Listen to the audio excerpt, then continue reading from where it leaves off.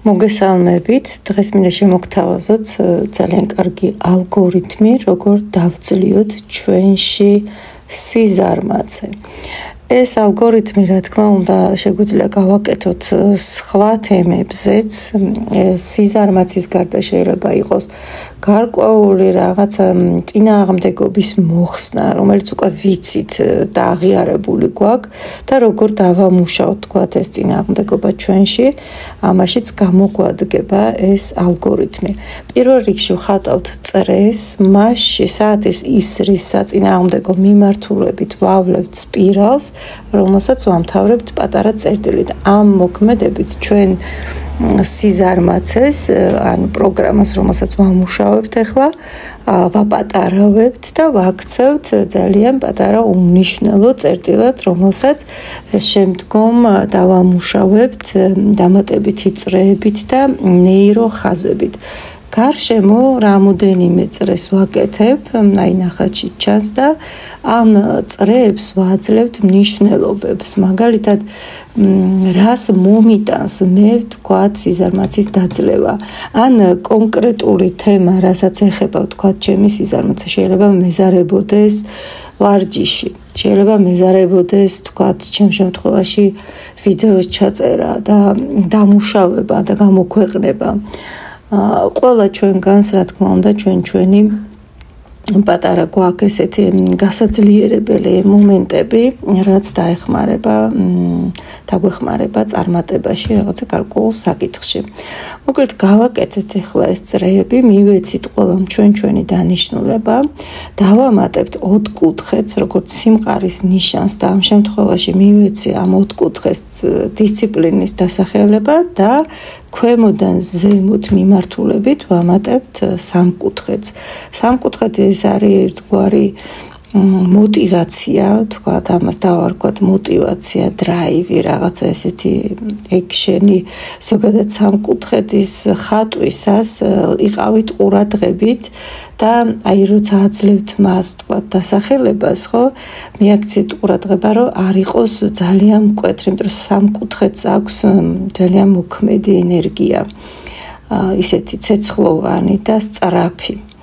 ამ შემთხვევაში ეს გამოგვადგება ჩვენ იმისთვის, რომ დავძლიოთ, თქვათ, ჩვენი სიზარმაცე. მერე ვახდენთ ნეიროგრაფირებას ამ ფიგურებისას, ანუ გარშემო ვავლებთ ნეიროხაზებს და უკვე ვიწყებთ სივრცული ნეიროხაზების გავლებას ქვემოდან ზემოთ, მარჯვნიდან მარცხნივ, პირიქით, მოკლედ ქვემოდან ზემოთ ვცდილობთ, რომ გავავლოთ ძირითადად ხაზები, თუმცა გვერდებშიც, ანუ ფიგურებიდან გვერდებშიც ვავლებთ სივრცულ ხაზებს. ყველა ეს ხაზი შეგახსენებთ, რომ გვეხმარება, რომ ჩვენი აი ეს საკითხი გავიტანოთ, თემა გავიტანოთ სივრცეში. ამ შემთხვევაში შეგვიძლია ვთქვათ, თუ შუიდანაც გაავლებთ და გაიტანთ სივრცეში, შეგვიძლია მივცეთ ამ ჩვენ სიზარმაცეს რაღაცა დაშლის ფორმა, ანუ ფიქრი ამ დროს ხატვისას უნდა გქონდეს ესეთი, რომ მე ვშლი ამას ჩემში, ამ პროგრამას, სიზარმაცის პროგრამას ვშლი ჩემში და მე უკვე როდესაც სხვა ფიგურებიდან გაგყავთ, ხო, თქვათ, სივრცული ხაზები, იქ იფიქრეთ, რომ აი მე აქ ვაძლიერებ ჩემში აი ამ კონკრეტულ თემას, რაც მაქვს აღნიშნული, ხო? მაგალითად, ეხა რომ ვიწყებთ უკვე ნეიროგრაფირებას და ფიგურების გადაკვეთის ადგილებს, უпростоრად ხაზების გადაკვეთის ადგილებს და ფიგურებისასაც შიგნიდან ვამგვალებთ, ანუ ვახდენთ ნეიროგრაფირებას. ამ დროს ჩვენ ვფიქრობთ კონკრეტულად ამ თემაზე, აუცილებლად ვფიქრობთ თემაზე, რასაც ვაკეთებთ და აუცილებლად ვფიქრობთ, რას ზემოქმედებას ახდენს ესა თუ ის წრე ჩემზე, ანუ რისთვის მჭირდება მე ამ სიზარმაცის გადალახვა, რა უნდა შემოიტანოს ამან ჩემს ცხოვრებაში.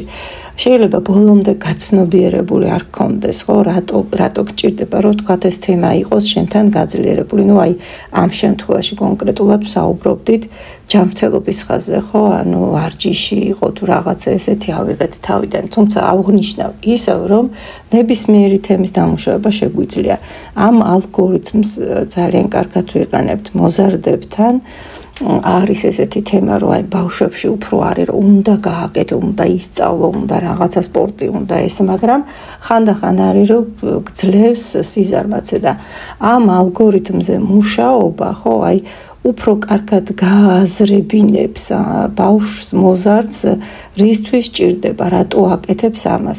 ამიტომ სანამ თუ თქვათ თქვენ იმუშავებთ მოზარდებთან, არ ვიცი, შვილს გააკეთებინებთ, არ ვიცი, მოიყვანთ ჩვენთან კურსზე და აქ ვიმუშავებთ, პირველი რაც უნდა გაკეთდეს, ვრცლად უნდა დამუშავდეს თემა. ეს არა მხოლოდ მოზარდებში, არამედ ჩვენ სანამ ხატვას ვიწყებთ და სანამ გავაკეთებთ ამ 2 წუთიან, თქვათ, გონებრივ იერიშს და ამოვწერთოთ სიტყვას, ხო? მანამდე აუცილებლად უნდა მოხდეს ამ თემის დამუშავება ძალიან კარგად, თქვათ, პლუსებით, მინუსებით, იქ ბევრი რაღაც უნდა გავწეროთ და კონკრეტულად კარგად რომ მივიდეთ გააზრებამდე, შეიძლება გვიფიქრია ბევრი. ან შეიძლება ზეგავლენის ქვეშ ვარ და ყველა რო რაღაცა გამხდარია და ყველა რაღაცა ფორმაშია, ყველა ვარჯიშობს, ყველა და ჩავთვალო რომ მეც მჭირდება ეს და მინდოდეთ ეს, მაგრამ ჩემი შინაგანი მდგომარეობა, ჩემი სხეული ან გონება ამას ეწინააღმდეგებოდეს და ეს გამოიხატება სიზარმაცით, ხო, გარკვეული, რომ აი დღეს დავიწყებ, ხვალ დავიწყებ, ხვალ გავაკეთებ, ზეგ დავგეგმავ თითქოს რაღაცა ზოგი პროდუქციაც მოიტანს სახში, ზოგი აბონემენტს იყიდის, მაგრამ ერთხელ წავა, მერე ვეღარ წავა. დაეზარება. სინამდვილეში სიზარმაცე არის გარკვეული ბლოკი. შეიძლება დამცავიც იყოს ეს ბლოკი, ხო? ამიტომ გააზრება ჭირდება ამას ძალიან კარგად, რატო ვზარმაცობთ ჩვენ კონკრეტულ სიტუაციაში. რა გვიშლის ხელს, რა ბლოკია ჩვენში და რისგან გვიცავს, საჭიროა თუ არა ეს დაცვა კიდევ, თუ უკვე ეს პროგრამა უნდა ამოქმედდეს სრულად და პირიქით მჭირდება რაღაცისთვის. აი ამ ყველაფრის გააზრება ხდება ალგორითმის შექმნამდე და როგორც გითხარით, სხვადასხვა თემაზე კეთდება. ეს ალგორითმი არა მხოლოდ ეს გამოიყენება, რა თქმა უნდა, აქვს დამხმარე ალგორითმებიც და წინაპირობა ალგორითმებიც აქვს ამას და რაღაცა გარკვეული სისტემა არის, რომელიც ძალიან კარგად მუშაობს. თუმცა ერთჯერადადაც მშვენივრად შეიძლება ამის გაკეთება და ეს იქნება გარკვეული мотивაციაც.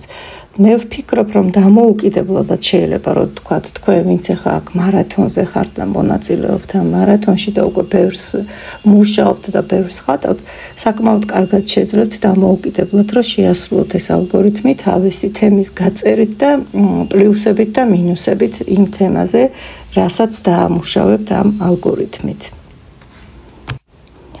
კარგით, ამასობაში უკვე თითქმის დავამთავრე მუშაობა, შემოხაზვა წრეების და გადავდივართ ფერზე ნელა.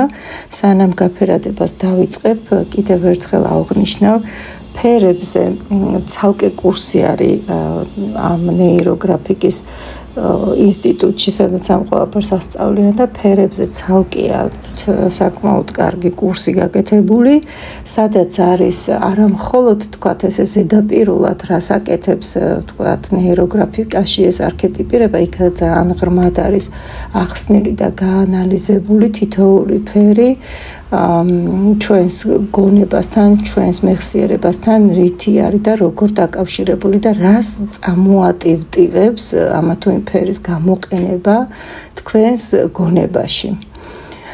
თუმცა ესეც, როდესაც უკვე მუშაობ, თქვათ, ალბომზე, ხო, გარკვეულ განზრახვაზე და ქმნი მთლიან ალბომს, იქ არის ეს უკვე საკმაოდ მნიშვნელოვანი თემა ფერების, მაგრამ ისევ აღვნიშნავ, ჩვენ გვაქვს იმის უნარი თითოეულ ჩვენგანს, რომ ენერგია ვიგრძნოთ ფერის სახით, რა გვჭირდება მომენტში და ვფიქრდეთ. ხატვის პროცესში აჩქარება აქ არ არის საჭირო. არსად არ გეჩქარებათ, როცა ხატავთ, შეგიძლიათ დახატოთ, მოამგვალოთ და ცოტა ხანი გადადოთ ნამუშევარი, თუ გღლით მაგალითად, ხო? ან გჭირდებათ უკვე რომ ფერზე იფიქროთ, ცოტა ხანი დაისვენოთ, მერე მიხვიდეთ ისევ ნახატთან, კარგად დააკვირდეთ, იგრძნოთ, თქვათ, ისევ ის პროცესი, რაც აღბეჭდეთ აქ სურათზე და მიხვდეთ თქვენით შეიგრძნოთ რა ფერის გამოყენება გჭირდებათ კონკრეტულ ნახატში, რა ფერები გინდათ გამოიყენოთ და რა ენერგიას აღვიძებს თქვენში ესა თუ ის ფერი მოცემულ მომენტში. წარმოიდგინეთ პირდაპირ, რომ აი თქვათ შენი სხეული თუ კი უკვე ფიზიკურ სხეულზე მუშაობთ და გვინდა რომ თქვათ ვარჯიშით და რაღაცით მივხედოთ და ჯანსაღი ცხოვრების წესი გქონდეს, მაგრამ გვეზარება ხო და აი ამ წრეებში ავღნიშნეთ ეს რომ მე ამას რა ქვია ფიზიკური სხეული მაქვს მხნე, გამხდარი, თქვათ მოწესე გამხდარი არა, ალბათ რაღაცა უფრო ისეთი მოწესრიგებული, ჯანსაღი თუ თქვათ შეგიძლია დაწერო რაღაცა წონა მინდა რომ ამ წონამდე მივიდებ თქვათ და ჭირდება რომ ვივარჯიშო ის გავაკეთო ესე და მეზარება ხო აი ამ წრეებში ამას ხო ვაკეთებთ ვსვავთ ამ ჩვენს რისთვის გჭირდება ხო ამ სიზარმაცის დამუშავება აი ამ წრეებს რასაც ჩაწერთ შიგნით რა ენერგია ჭირდება კონკრეტულად და ეს ენერგია რა ფერთან ასოცირდება თქვენთვის ამაზე დაფიქრდით და ისე გააფერადეთ. სტანდარტი გვაქვს, რა თქმა უნდა, გახსოვთ, რომ ორი უჯრედი მინიმუმ უნდა იყოს ერთი ფერით გაფერადებული, მინიმუმ. გადასვლად შეგიძლიათ ფერების და გრადაციების გაკეთება ერთმანეთზე. ესეც არ არის გამორიცხული, თუნდაც ფლომასტერით მუშაობდეთ, ესეც შეგიძლიათ გააკეთოთ, უბრალოდ დააკვირდით, რომ ესთეტიური მხარეც იყოს ლამაზი, რომ თქვენ თვითონ მოგწონდეთ თქვენი ნამუშევარი. ბევრი შეკითხვა არის ხოლმე, რომ რა უნდა გავაკეთო, როდესაც დავამთავრებ ნახატს და რა უყო მე ამ ნახატს უნდა შევინახო თუ არა. მე მაგალითად მაქვს რამოდენიმე ნახატი ტილოზე შესრულებული და მიკიდია ვიზუალიზაციის სახით ოთახში ჩემთან. შეგიძლიათ ჩასვათ თუ რომელიმე ნამუშევარი მოგწოთ, შეგიძლიათ ჩასვათ და დაკიდოთ კედელზე და გააკეთოთ როგორც ვიზუალიზაცია, უნდა გახსოვდეთ რა გაქვთ აქ აღნიშნული. თუ ეს თემა დამუშავებული გაქვთ კარგად, თავისთავად გაგახსენდებათ რა არის აქ და რაზე იმუშავეთ და ყოველ შეხედვაზე თქვენი გონება ისევ ჩართავს და აამუშავებს ამ ნაწილს. მაგრამ თუ კი ახლა თქვენთვის არ არის ეს ისეთი თქვათ ესთეტიურად და ფიქრობთ რომ ხა ამისი გამოჭენება და კედელზე დაკიდება არ გინდათ, საერთოდ არ არის, ანუ ნამუშევრის დასრულების შემდეგ თუ ალბომზე არ მუშაობთ რაღაცა თემაზე, ალბომს არ ქმნით, ხო? შეგიძლიათ რომ გადადოთ, შეგიძლიათ გადააგდოთ, ანუ ის უკვე შესრულებული, უკვე იმუშავე შენ ამაზე.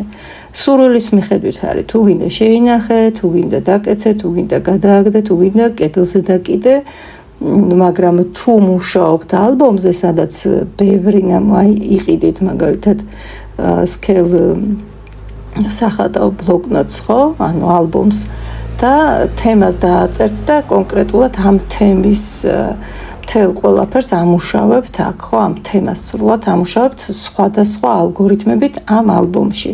რა თქმა უნდა, იმას ინახავთ სრულად, სანამ არ დასრულდება და აი ისე თუ შევხედავთ, ხო, მანიფესტაციის სახით, როცა უკვე ასრულდება ეს თქვენი სურვილი, მე უკვე შეგიძლიათ, რომ ეს ალბომიც თუ გინდათ შეინახოთ, თუ გინდათ გადააგდოთ, რა ვიცი, აღარ ექნება ამას დიდი მნიშვნელობა, იმიტომ რომ სხვა მიზანზე გადახვალთ და სხვა ოცნება სხვა მიზანს დაისახავთ და სხვა რაღაცა გახდება თქვენ ცხოვრებაში პრიორიტეტული და უკვე იმაზე დაიწყებთ მუშაობას. კარგით, მოკლედ ამასობაში მე ფერიც უკვე აქ თითქმის დავასრულე და გამოვიყენე. აი დააკვირდით რომ მარკერით რომ მუშაობ, აქაც არის შეკითხვები. მაგალითად ხშირად უფრო შავი მარკერით მუშაობ ძირითად ნახატზე, ხო? შემიძლია თუ არა გამოვიყენო ამასთან სხვა ფერის მარკერები ხატვის, ან ძირითადი ნახატის ხატვის დროს. არა. ძირითადი ნახატის მთელი სქემა სრულდება ერთი ფერით. აქ მე ლურჯი მაქვს გამოყენებული, თლიანად ლურჯით გავაკეთე და მერე დავიწყე გაფერადება. თქვენც ასევე შავი, ლურჯი, წითელი, ყვითელი, რა ფერითაც გინდათ გააკეთეთ, ოღონდ მთელი სქემა უნდა იყოს ერთფერში, ანუ მონოქრომს აქ ვიცავთ და მერე უკვე ზემოდან გაფერადება შეგიძლიათ გააკეთოთ უკვე როგორც ვისაუბრე, ისე რაც წამოვა თქვენთან. კიდე რა მინდოდა აღმენიშნა, ძირითად ენერგეტიკულ ხაზზე, სამყაროსეულ ხაზზე გავამახვილებდი ყურადღებას, რომელიც აქ მე სხვათა შორის გავლებული მაქვს ქვემოდან ზემოთ და ფიქსაციის ფიგურა ბოლოში არ მაქვს გაკეთებული. უბრალოდ ამ ვიდეოში არ ჩანს ფიქსაციის ფიგურა და არ ჩანს ასევე ძირითადი ხაზი. თუმცა აი აქ ქვემოდან ზემოთ უკვე იკვეთება. ხო, დაუბრუნდეთ ახლა ამ ძირითად ხაზს. თქვენ შეგიძლიათ უკვე არსებულ ხაზზე გადაატაროთ და ის იყოს გაძლიერებული და ის გახდეს ძირითადი ენერგეტიკული ხაზი. შეგიძლიათ დატოტოთ ეს ხაზი და იქიდან რამოდენიმე კიდე ნაკადი წაიღოთ. 3-ზე მეტს არ გვირჩევენ ხოლმე როგორც წესი, შეგიძლიათ რომ კიდე სხვაც დაამატოთ და ფიქსაციის ფიგურაც უნდა აირჩიოთ, აი მაგალითად რა არის ამ წუთას უფრო მნიშვნელოვანი, რა გჭირდებათ, რაზე გინდათ რომ გაამახვილოთ ყურადღება.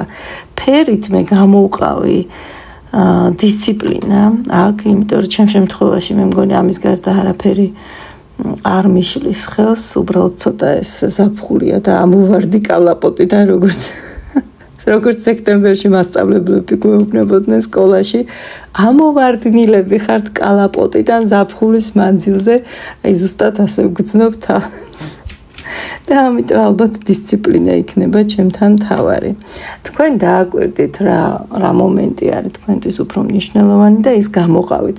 და აქ აღვნიშნე, რომ ამ ვიდეოში არ ჩანს, რომ დავასრულე ნამუშევარი სქელი ხაზით და ფიქსაციის ფიგურის გამოყოფით. და თქვენც მაგალითად შეგიძლიათ რომ იმუშავოთ, როგორც აღვნიშნე და რაღაცა პერიოდის მერე მოუბრუნდეთ. თუ გამოგრჩათ რამე, თუ ჩათვალეთ, რომ დააკალთ, შეგიძლიათ რომ დაამატოთ. ეს შეზღუდვა არ არის აქ. ან ნამუშევართან მოbrunება და კიდევ გაგრძელება მასზე მუშაობის არ არის პრობლემა. შეგიძლიათ გააგრძელოთ. გაითვალისწინეთ, რომ ხა თუ დღეები და კვირეები გაგრძელდება, ეს თქვენი მიზანიც, ესე იგი ცოტა არ იყოს და კიდევ გეწინააღმდეგებათ შიგნით, კიდევ არა კარგად რაღაცა გეწინააღმდეგებათ და უფრო კარგად დასამუშავებელი თემა არის. კიდე, ბევრი ძალიან სწრაფად ხატავს და ფიქრობს, რომ რაც უფრო სწრაფად დახატავს, უფრო სწრაფად შესრულდება თქვათ ის სურვილი თუ მიზანი, რაც აქვს ჩადებული ნეიროგრაფიკის ამ კონკრეტულ ალგორითმში, რომელზეც მუშაობს, ხო? ეხლა ნახეთ, ეს, როდესაც ჩვენ მუშაობთ, ჩვენ სიგნალს ვაძლევთ ჩვენს ქვეცნობიერს, ხო? ანუ გადავცემთ გარკვეულ რაღაცა სიგნალებს აი ამ ხაზების მეშვეობით. ძალიან არ იჩქაროთ, იმიტომ რომ დრო უნდა ჩვენს გონებას იმისთვის, რომ აღიქვას ეს ყველაფერი და სწორად აღიქვას. თან სიჩქარეში აზრებიც ალბათ სწრაფად მიდის, ხო, რას ხატავთ. ამიტომ ნელა ხატეთ ისეთ დროს, როცა გაქვთ, აი თქვათ, საშუალება, რომ დაჯდეთ და საკუთარ თავს დაუთმოთ ეს დრო, დაახლოებით 9 საათი მაინც სჭირდება ყველაზე ცოტა თითოეულ ნამუშევარზე მუშაობას და თითოეულ ნახატზე მუშაობას და აუცილებლად ხატვის პროცესში უნდა დააკვირდეთ თქვენს ემოციებს. აი რაღაცას ამუშავებთ მაგალითად, ხო? რომელიღაცა პროგრამა ჩასვით, ხო, თქვათ წრეში და ამ წრის ნეიროგრაფირების დროს რა ემოციები მოდის? თქვათ, სადღაც გამთქნარებს, სადღაც გეძინება, სადღაც მოგბეზდა ხატვა. ამას უნდა მიაქციოთ ყურადღება. რატომ? ესე იგი ეს არის თქვენთან უფრო მნიშვნელოვანი, უფრო გამოკვეთილი, შეიძლება სწორედ ეს აღმოჩნდეს აი ამდენ რამეში ხელის შემშლელი თქვენთვის, რაც ხელს გიშლით და რაც იწვევს ამ სიზარმაცეს. ამიტომ დააკვირდით თქვენს რეფლექსიებს, რაც გექნებათ ხატვის პროცესში. ბევრი მაგალითად იწერს ამ ყველაფერს, როცა ჯგუფი მუშაობს, ან როცა ინდივიდუალურად მუშაობთ, აუცილებლად ხდება რეფლექსიების ამოწერა და იმის ცალკე დამუშავება, თქვათ, მე იგივე არტ თერაპიით, ფსიქოლოგთან ერთად და ასე შემდეგ. ეხლა რაც შეეხება კურსებთან დაკავშირებით შემოსულ შეკითხვებს, ხშირად არის ფასთან დასმული შეკითხვები, ეს იქნება მაქსიმალურად ხელმისაწვდომი კურსი, იქნება მინი კურსები, ანუ ერთთვიანი და თვითონ ამ ერთი თვის განმავლობაში ნაბიჯ დავამუშავებთ, ანუ შეიქმნება თემის ალბომი და დავამუშავებთ, თქვათ, გარკვეულ საკითხებს. თუ იქნება ეს ფინანსებთან დაკავშირებული, ეს იქნება ცალკე სიყვარულთან, ბიზნესთან, თუ რაღაცა თემა იქნება კონკრეტული აღებული და ამ თემის დამუშავება მოხდება და იქნება რამოდენიმე კურსი, იმიტომ რომ კურსზე ჯგუფში გავაერთიანებ ადამიანებს, რომელსაც თქვათ ექნებათ საერთო თემა. ანუ როცა ვიმუშავებთ ბიზნესის დამუშავებაზე, იქ მარტო ხატვა არ შედის, იქ მიდის სხვადასხვა სავარჯიშოები და ძალიან ბევრი ალგორითმია კონკრეტულად, როცა ამაზე მუშაობთ, ხო? თქვათ, მუშაობთ სასიყვარულო თემაზე, ანუ ურთიერთობა ავიღოთ, ურთიერთობის თემაზე, იქაც განსხვავებული ტიპის მუშაობა მიდის და აბსოლუტურად განსხვავებულად მიდის, იქ არის მედიტაციებიც, აფირმაციებიც დამატებული და ანუ თემების მიხედვით იქნება ეს ყველაფერი. ამიტომ კურსი იქნება რამოდენიმე, თქვათ, ურთიერთობის თემაზე ცალკე კურს გავაკეთებ, მოზარდებისთვის ცალკე კურს გავაკეთებ, სადაც მიზნობრივი იქნება მუშაობა მოზარდებთან ერთად და იმ არტ თერაპიას დავამატებ და კინოთერაპიას აუცილებლად, იმიტომ რომ ამ კუთხით წლებია მუშაობა 2014 წლიდან და ძალიან დიდი გამოცდილება მაქვს და მინდა რომ ეს გამოცდილება გავუსიარო კიდევ უფრო მეტად, ან ნეიროგრაფიკაც ჩავრთო ამაში და ძალიან საინტერესო პროგრამა მაქვს მომზადებული მოზარდებისთვისაც, ესეთი მსუბუქი, მაგრამ ქმედითი და საინტერესო. შეხვედრები შეიძლება იყოს ონლაინ, თუ კი საზღვარგარეთ იმყოფებით და ვერ დაესწრებით პირისპირ, მაგრამ ძირითადი შეხვედრები გვექნება პირისპირ აუცილებლად და იგივე წავა ონლაინაც და ჩანაწერიც იქნება, დაიდება ეს ჩანაწერები, შეიქმნება პატარ-პატარა ჯგუფები ტელეგრამში კონკრეტული კურსისთვის და იმ ჯგუფში დაიდება ყველა ჩანაწერი, რომელიც შედგება.